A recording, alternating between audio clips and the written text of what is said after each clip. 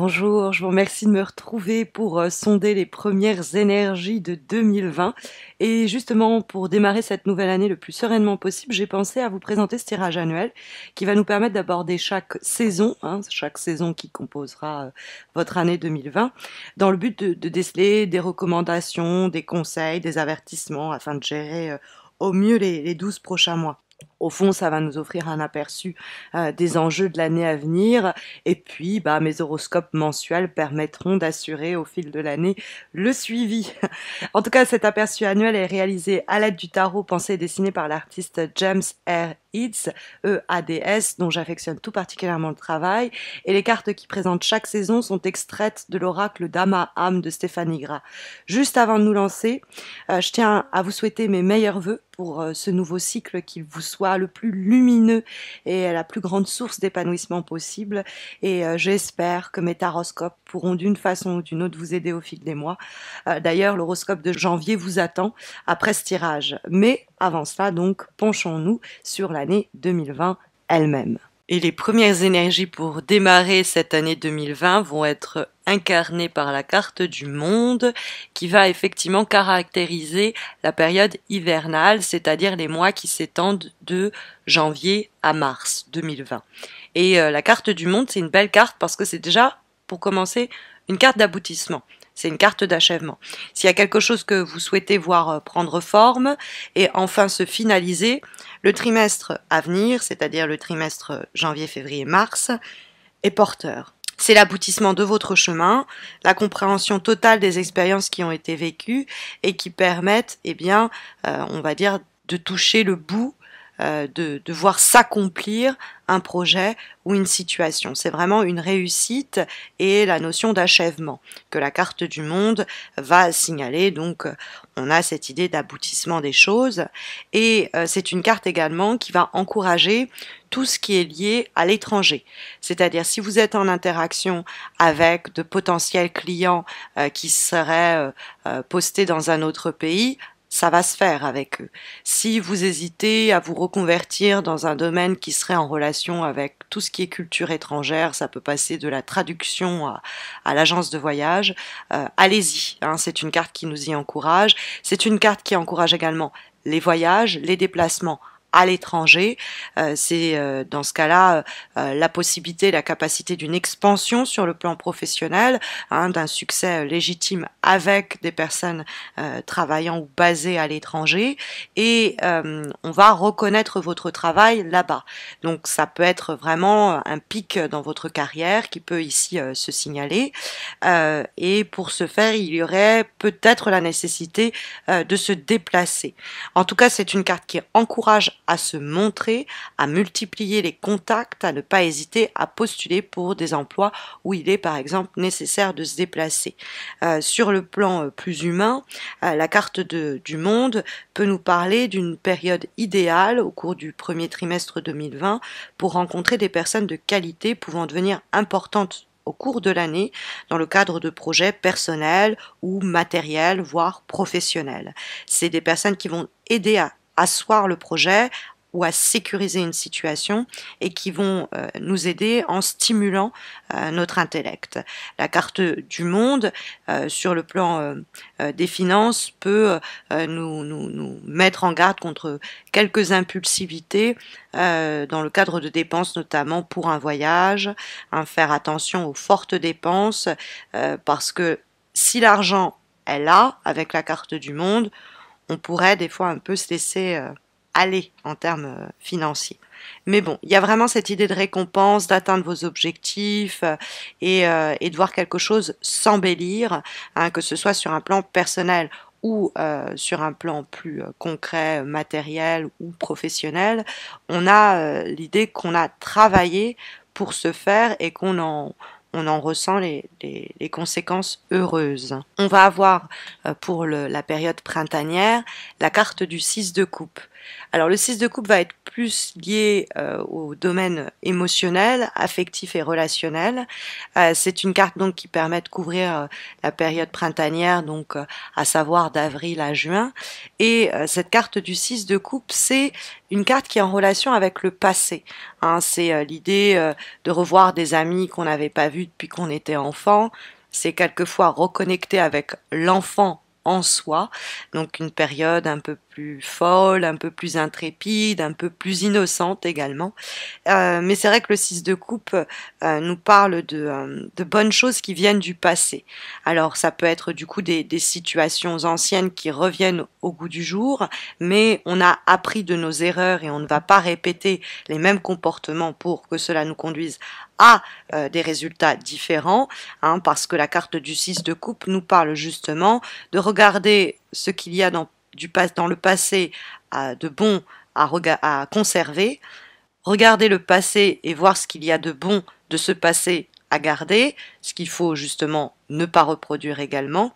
Hein, on pourrait avoir des échanges, des discussions qui nous permettent d'examiner et d'explorer certaines situations passées pour en retenir un certain enseignement et approcher une problématique, une relation, une situation différemment. Hein, toujours cette idée de ne pas reproduire les erreurs.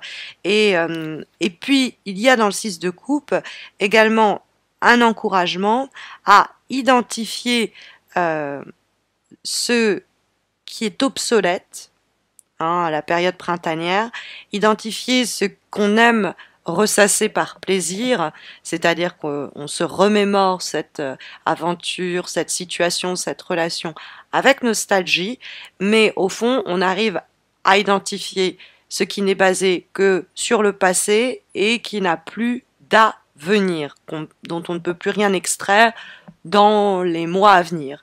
Donc ça peut être une sorte de constat et on fait face à cela, mais ça nous est utile. Alors, on va par contre à la période estivale, au cours de l'été, donc qui va s'étaler de juillet à août, nous avons la carte du 2 d'épée. Et là, on vous sent entre le marteau et l'enclume. À ce moment-là, vous êtes très divisé. Il y a quelque chose presque de schizophrénique dans la carte du 2 d'épée, où on ne sait plus trop quelle décision prendre. On est dans un choix qui nous semble impossible. C'est vraiment la carte du dilemme.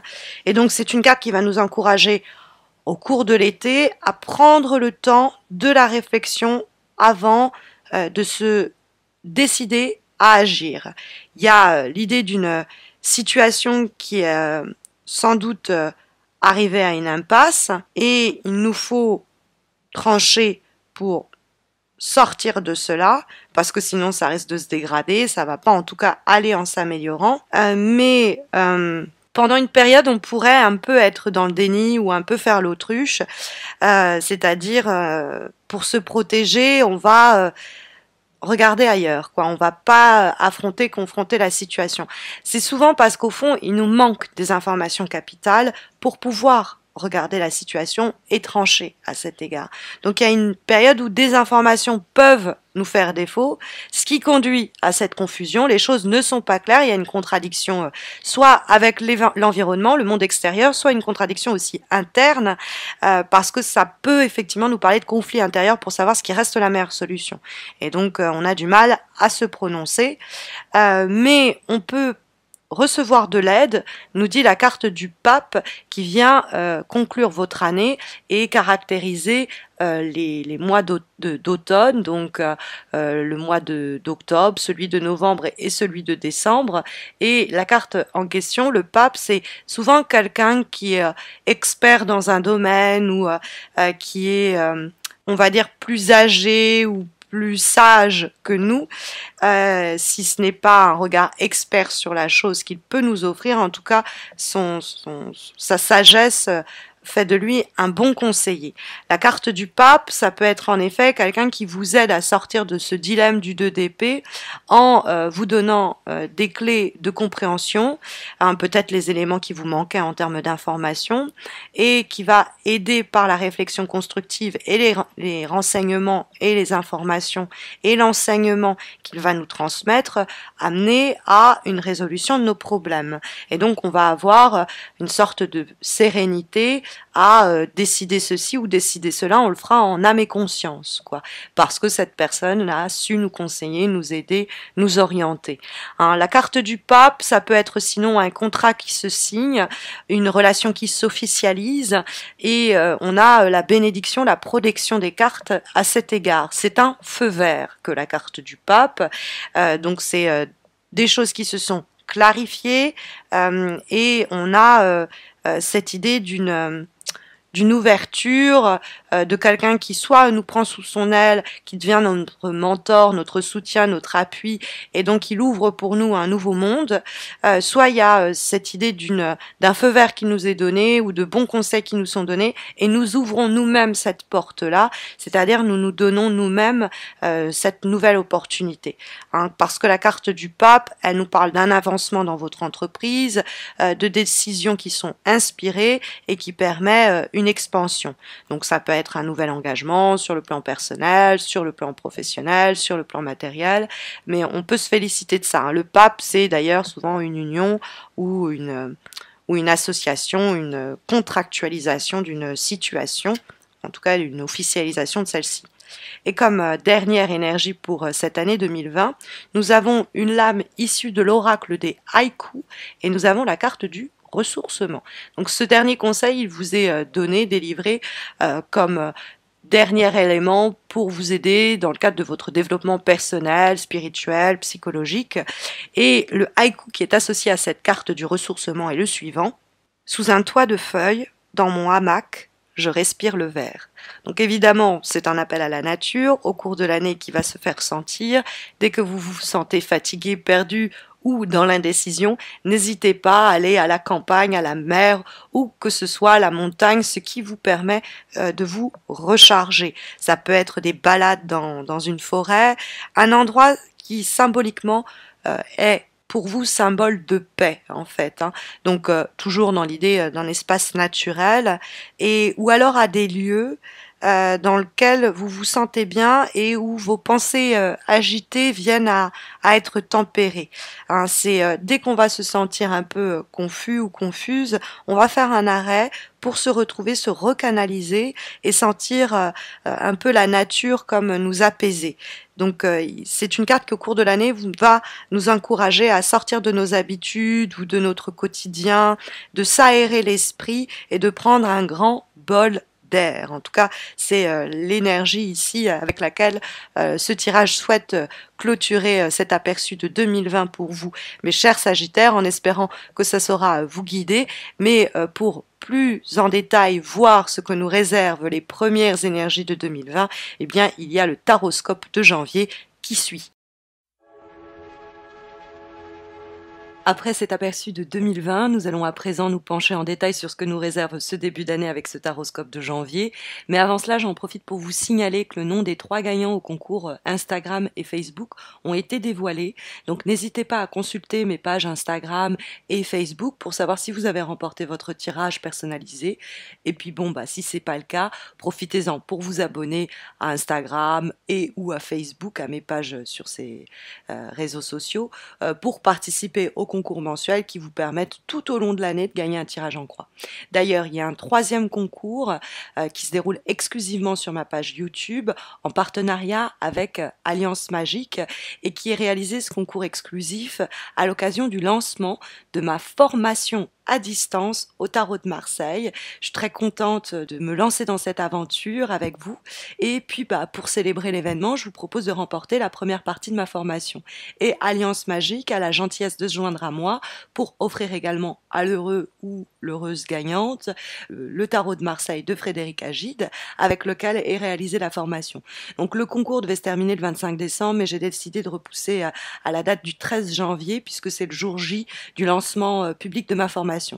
Donc vous pouvez trouver la vidéo du concours qui s'appelle concours exclusif sur ma page d'accueil YouTube, mais je la posterai également cette vidéo en commentaire de ce taroscope. Mais bon, revenons aux énergies de janvier et sur ce que nous réserve ce premier mois de 2020. Et ces énergies de janvier, mes chers Sagittaires, sont uniquement constituées de la majeure. On a un tirage assez dynamique et assez surprenant. C'est rare d'avoir que des lames majeures quand on réalise un tirage à la fois des lames mineures et majeures. Ça nous promet un mois de janvier assez dynamique, assez mouvementé. Et il semblerait qu'il y ait un choix important à faire pour vous, que vous allez avoir la force de faire ce choix qui va être radical, mais qui va permettre d'en finir avec une situation qui n'était pas très saine. Alors peut-être que vous allez rentrer en conflit avec quelqu'un qui est vraiment qui a un très mauvais caractère et de nature peut-être peu colérique, vous avez jusque-là un peu encaissé. Et la carte de la force dans les aspects positifs pour ce mois de janvier nous dit que vous allez reprendre un peu les choses en main et dire ce que vous pensez à cette personne pour qu'elle arrête cette situation. Donc c'est un petit peu la mettre au pied du mur ou lui poser un ultimatum pour lui dire voilà, ça c'est terminé et passer à autre chose, d'en finir avec une relation de dominant, hein, parce que la carte de la force et du diable, c'est des sacrés bras de fer. Hein. Et le point positif, c'est que l'arcane sans nom dans la direction que prennent les choses pour ce mois de janvier, nous dit que les efforts qu'on va mener avec la force vont porter leurs fruits et qu'on va faire disparaître cette énergie négative de notre vie. Alors, je dois vous avouer aussi qu'on pourrait être tenté avec la carte du diable dans les obstacles, de prendre le mauvais chemin. C'est-à-dire qu'on aurait peut-être deux voies à envisager dans le cadre de la direction d'une situation, d'un projet, etc. Il y en a une qui est une de ces voies qui est légitime, qui est juste, qui est légale aussi, et puis il y a l'autre voie où le diable, on fait les choses dans l'illégalité, sinon à la lisière de la légalité. C'est les chemins un peu louches que l'on va envisager. Et donc on a ces deux voies-là. Je pense que votre choix va être vertueux, que vous allez éliminer la voie la moins fréquentable, on va dire, et que vous allez vraiment tirer un trait sur cette opportunité ou cette énergie-là qui venait un peu vous tenter. Bon, on a dans l'idée de tentation aussi, avec la carte de l'amoureux en termes de vibration, quelqu'un qui pourrait venir vous séduire. Dans ce cas-là, méfiez-vous. Cette personne qui vous approche sur le plan professionnel, sur le plan matériel, sur le plan amoureux ou même amical, elle semble vous dire que ses sentiments sont bien fondés, mais en réalité, elle ne cherche que son propre intérêt. C'est quelqu'un terriblement égoïste, le diable, quand il est dans les obstacles. C'est quelqu'un qui ne va pas hésiter à nous manipuler pour obtenir ce qu'elle veut. Donc, ça va être du chantage affectif, ça va être à notre insu, elle va nous faire jouer un rôle. Donc très vite, c'est pour ça qu'on va rentrer en bras de fer avec elle et qu'on va lui faire entendre que à nous, on nous la fait pas. Et donc on va pouvoir aussi simultanément rompre tout lien avec cette personne. Dans le cadre affectif, l'amoureux peut nous signaler une triangulaire. Elle peut nous dire que vous êtes déjà en train de fréquenter quelqu'un et il y a cette personne qui arrive, qui vient peut-être vous faire de la compétition et vous allez avoir le plaisir de la voir être éjectée de l'environnement ou de l'environnement de la personne qu'elle convoite et qui est votre partenaire, ou tout simplement de l'environnement professionnel où elle vient courtiser vos clients, ou en tout cas essayer de s'immiscer, se faire sa place au soleil, et en n'hésitant pas à vous marcher dessus ou en vous piquant la vôtre. Donc on va la repérer très vite. Après, il y a évidemment sur le côté de cette personne qui vient séduire, elle peut venir plus simplement, cette personne, vous séduire, vous appâter par le gain, tu vas voir, tu vas y gagner gros, tu vas voir, c'est super lucratif, tu vas en tirer encore plus que ce que tu as investi. Méfiez-vous de ces personnes-là et dites-vous que si c'est quelqu'un de votre entourage que vous connaissiez déjà et qui tente, disons-le franchement, un peu de vous arnaquer, bah franchement, mieux vaut couper complètement les ponts avec cette personne parce que elle a tenté et elle va tenter en janvier par les sentiments sincères que vous lui portez, de vous avoir. Donc si on utilise votre gentillesse et bienveillance, voire votre amitié pour la retourner contre vous, vous n'aurez pas beaucoup d'hésitation à envoyer cette personne au diable et dire, bon, c'est en l'occurrence le cas, sans jeu de mots, c'était pas fait exprès, et en l'occurrence, on se sent un peu libéré d'un poids compliqué. Et puis donc, il y a aussi quelqu'un qui peut venir vous séduire alors que vous êtes déjà en relation, et vous êtes terriblement tenté. Et je dois vous avouer qu'avec l'amoureux en termes de vibration, on peut se demander s'il n'y a pas quelque chose carrément qui démarre, en tout cas, qui est initié. Du flirt, quelque chose de ce type, voire une relation qui démarre. Mais c'est une relation conflictuelle parce que faut savoir que la force et le diable, quand ils dialoguent ensemble, ça peut nous parler carrément du rapport sexuel. Donc, on pourrait avoir été tenté, céder à la tentation, et puis très vite réaliser en janvier qu'il nous faut prendre une décision drastique, celle de remédier complètement à la situation et de tirer un trait sur cet adultère, sur cette tentation sinon d'adultère. L'arcane sans nom, elle ne fait pas de vieux os. Elle raye et supprime toute forme de mauvaise énergie, d'éléments parasitaires.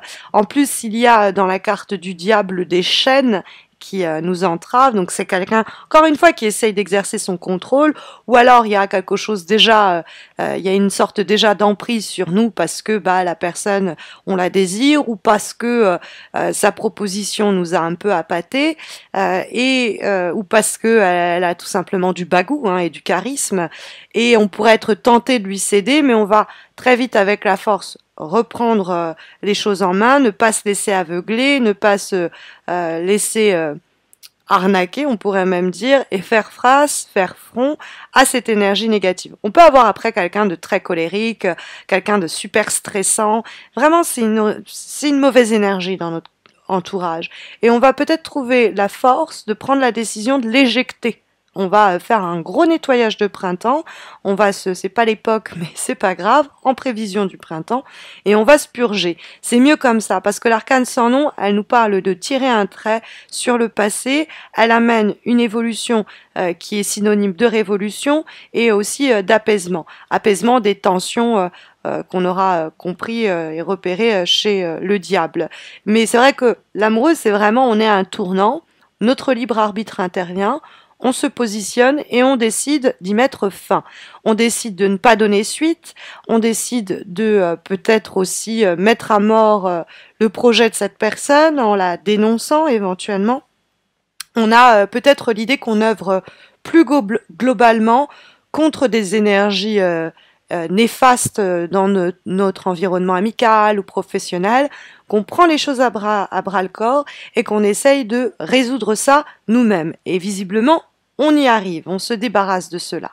On a comme avant-dernière énergie pour ce mois de janvier une lame issue des cartes divinatoires d'Algariel, et nous avons le gardien de la nuit. Alors, le gardien de la nuit, il est en rapport avec tout ce qui est de l'ordre du mensonge, de la tromperie, de l'illusion et de la peur.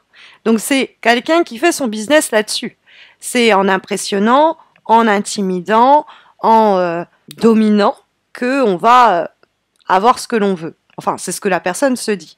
Et donc nous, on peut être en prise avec quelqu'un de ce type, quelqu'un qui nous ment, qui présage de sombres moments. Et on va le ressentir tout de suite. C'est-à-dire que le gardien de la nuit est un observateur. Il voit très bien les personnalités qui sont manipulatrices, celles qui sont jalouses, celles qui nous veulent du mal, ou celles qui sont tout simplement avec de mauvaises intentions. Et donc, toutes ces non-dits, ces suspicions vont vous permettre très vite de prendre la décision de remédier à cela et de couper court. Alors, vous pourriez être vous-même impliqué dans une situation de tromperie et de mensonge, si vous cédez vous-même à la tentation et que vous êtes tenté par de mauvaises pensées vous-même et tenté par celle-ci. Mais dans ce cas-là, c'est vraiment de courte durée. On comprend que vous très vite rectifiez le tir. Peut-être alors s'interroger sur est-ce qu'il faut céder à la tentation, est-ce qu'il ne vaut mieux pas justement la laisser passer. On va avoir comme dernière énergie pour ce mois de janvier une lame issue extraite du jeu Umrazai, et il s'agit de la carte idéalisme et dévotion. Donc la carte idéalisme et dévotion, elle rentre dans le concept selon lequel vous allez agir de façon vertueuse, en accord avec vos idéaux, avec vos valeurs. Et c'est pour ça que vous allez vous battre, en tout cas éjecter cette personne et cette énergie négative de votre vie ou de votre environnement pour protéger ceux et celles que vous aimez. Il y a effectivement dans la carte idéalisme et dévotion l'idée de beaucoup de dévouement, d'abnégation qui est mis au service d'une cause quelquefois. Il y a aussi une grande sincérité, un grand dévouement. Il y a l'innocence une innocence un peu enfantine avec cette carte-là, mais qui me laisse à penser que vous allez entrer dans une phase de questionnement intérieur à propos de ce qu'on vous impose de l'extérieur et vous interroger sur la voie à suivre et très vite avoir la clarté de jugement, nous dit la force mentale et la volonté de remédier à ces énergies-là, à ces angoisses-là, à ces peurs-là qui peuvent aussi quelquefois nous tirailler, ou à ces personnes-là qui, d'une façon ou d'une autre, menacent notre sérénité, ou en tout cas peut-être même notre croissance. Voilà les énergies ici sondées par les cartes au sujet de l'évolution des prochaines semaines, en espérant que ce taroscope de janvier pourra vous guider ou vous accompagner au cours des jours et semaines à venir. Pour terminer, un petit mot pour vous remercier pour cette merveilleuse année passée avec vous. J'attends impatiemment de voir les nouvelles aventures que 2020 nous réserve. D'ailleurs, je suis impatiente de lancer cette formation dont je vous parlais tout à l'heure et démarrer ce nouveau chapitre avec vous. Vos retours à ce propos ont été très encourageants. Et du coup, n'oubliez pas le concours exclusif sur YouTube qui vous permet de remporter la première partie de ma formation, mais également, et cela grâce à Alliance Magique, le tarot de Marseille de Frédéric Agide. Vous savez aussi qu'il y a chaque mois un concours sur ma page Facebook et un autre sur ma page Instagram qui vous permettent de remporter un tirage personnalisé. Donc là non plus, n'hésitez pas à m'y retrouver. Et puis n'hésitez pas enfin à vous abonner pour ne pas rater les prochains horoscopes, mais également les concours que j'organise ponctuellement sur ma chaîne et sur les réseaux sociaux. J'en profite pour vous souhaiter une dernière fois une merveilleuse, lumineuse et palpitante année 2020. Prenez soin de vous.